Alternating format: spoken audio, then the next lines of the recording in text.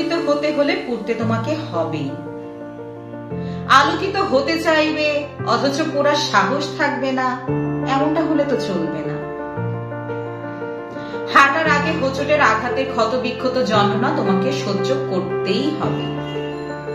ভয় পেয়ে থেমে যাবে তো কখনোই আর হাঁটাটাও শিখতে পারবে না। জীবনের প্রত্যেকটা সেক্টরই এমন, আর মূল কথাও এক, নেভার গিভ আপ। সরকারি চাকরি চেয়েছিল আর হয়ে গেল সরকার। কথাটা কিন্তু মোটেও হাসির নয়, কারণ এর পেছনের কাহিনী সবারই জানা।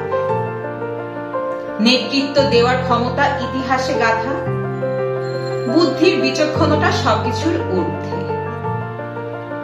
পা নামিয়ে বুঝিয়ে দেওয়ার স্ক্রিপ্টটাও কিন্তু মিথ্যে ছিল।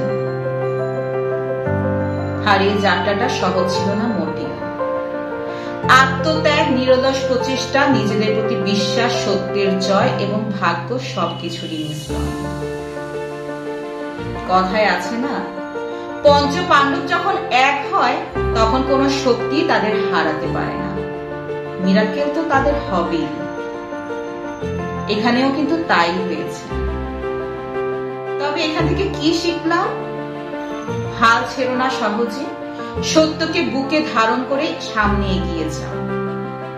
মোমের মতো গলতে শেখো, শীত দ্বারা উঁচিয়ে বাঁচো, প্রতিবাদী হও। আওয়াজ তোলো, কারণ কথার চেয়ে ধারালো অস্ত্র আর কোথাও